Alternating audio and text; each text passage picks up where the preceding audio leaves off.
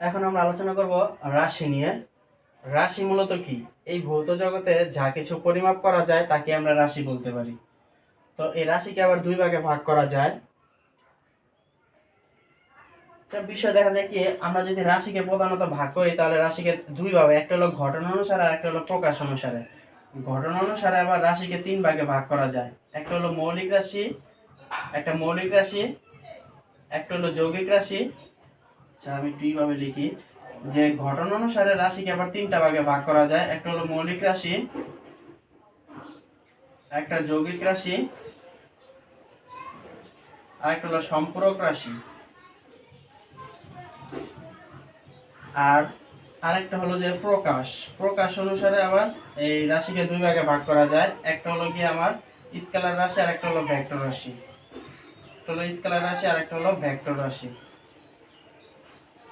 এটা হলো যে আমাদের প্রকাশ অনুসারে যে রাশি কাকে বলে, যে ভৌত জগতে যা কিছু পরিমাপ করা যায় তাকে রাশি বলে। রাশিকে দুই ভাগে প্রকাশ করা যায়, দুই ভাবে, একটা হলো গিয়ে ঘটনা অনুসারে, একটা হলো প্রকাশ অনুসারে। ঘটনা অনুসারে রাশিকে আবার আপনার তিন ভাগে ভাগ করা যায়। একটা হলো মৌলিক রাশি, একটা হলো সম্পূরক রাশি, আর একটা হলো গিয়ে আমার একটা মৌলিক, একটা যৌগিক, একটা সম্পূরক রাশি। আর প্রকাশ অনুসারে রাশিকে আবার দুই ভাগে ভাগ করা যায়, একটা হলো স্কেলার রাশি আর একটা হলো ভেক্টর রাশি। আমরা আস্তে আস্তে গভীরতা চলে যাব। তো এখানে আমরা প্রথমত আমাদের যে আলোচ্য বিষয় এটা হলো গিয়ে মৌলিক রাশি। এখন মৌলিক রাশি কাকে বলে? যে মৌলিক রাশি মূলত আমার যে রাশিকে, যে সকল রাশি স্বাধীন এবং যে রাশি স্বাধীন এবং নিরপেক্ষ এবং যে রাশি অন্য কোনো রাশির উপর নির্ভরশীল নয় তাকে আমরা মৌলিক রাশি বলতে পারি। তাহলে এক কথা আমরা বলতে পারি যে সকল রাশি স্বাধীন এবং যে রাশি অন্য সকল রাশি এর উপর নির্ভরশীল নয় তাদেরকে মৌলিক রাশি বলে। আর যৌগিক রাশি বা লব্ধ রাশি, লব্ধ কথা হলো কে কোনো কিছু থেকে পাওয়া। লব্ধ বলতে আমরা মূলত বুঝি যে একের অধিক জিনিস মিলা যখন একটা জিনিসে পরিণত হয় তখন তাকে আমরা লব্ধ রাশি বলতে পারি।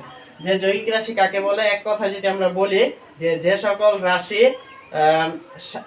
যে সকল রাশি মৌলিক রাশি থেকে প্রাপ্ত, যে সকল রাশি মৌলিক রাশি থেকে পাওয়া যায় তাদেরকে যৌগিক রাশি বলে।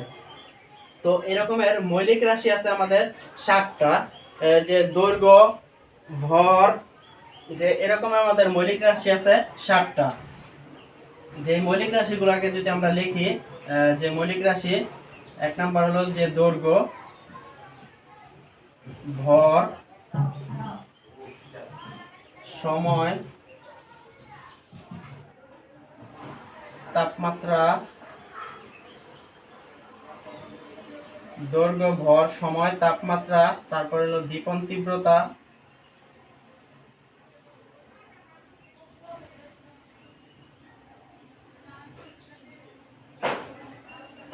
দীপন তীব্রতা। তারপর আমরা এদিকে লিখে দিচ্ছি আর দুইটা, আরেকটা হলো মোল, আরেকটা হলো তড়িৎ প্রবাহ। যে পদার্থের পরিমাপ, পদার্থের পরিমাপ, পদার্থের পরিমাপ, এটাকে আমরা মোল হিসাবে প্রকাশ করতে পারি, মোল। আরেকটা রাশি আমাদের এটা হলো আমরা দৈর্ঘ্য, ভর, সময়, তাপমাত্রা, দীপন তীব্রতা, পদার্থের পরিমাপ মানে মোল, আরেকটা হলো তড়িৎ প্রবাহ। তড়িৎ প্রবাহ, এই 7টা হলো আমাদের মৌলিক রাশি। এখন এরকমের আরো কিছু আমাদের যৌগিক রাশি আছে। এই যৌগিক রাশিগুলোকে আমরা লিখতে পারি যে বেগ,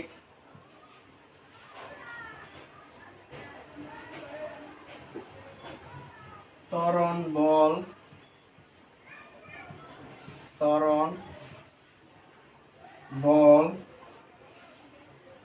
তারপর হলো আমাদের কাজ,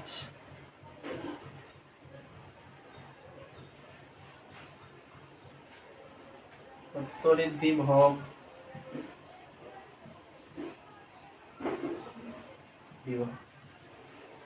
তাহলে এগুলো হলো আমাদের মৌলিক রাশি হিসাবে, যেগুলো এমসিকিউর মধ্যে এই সাইডটা থেকে অর্থাৎ একটা গুরুত্বপূর্ণ এমসিকিউ চলে আসে যে নিচের কোনটি মৌলিক রাশি। তো এই রাশিগুলোর মধ্যে থেকে আমাদের যে এই 7টা রাশি হলো মৌলিক রাশি, যে দৈর্ঘ্য, ভর, সময়, তাপমাত্রা, দীপন তীব্রতা, পদার্থের পরিমাপ বা মোল, আর একটা হলো তড়িৎ প্রবাহ। এখন তড়িৎ প্রবাহ মৌলিক রাশি, কিন্তু তড়িৎ বিভব হলো আমাদের কি যৌগিক রাশি। যৌগিক রাশির মধ্যে আছে বেগ, ত্বরণ, বল, কাজ আর তড়িৎ বিভব। এখন এই রাশিগুলোকে যদি আমরা, এই রাশিগুলোকে ভাঙলে, প্রত্যেকটা ভাঙলে একাধিক মৌলিক রাশি পাওয়া যায়।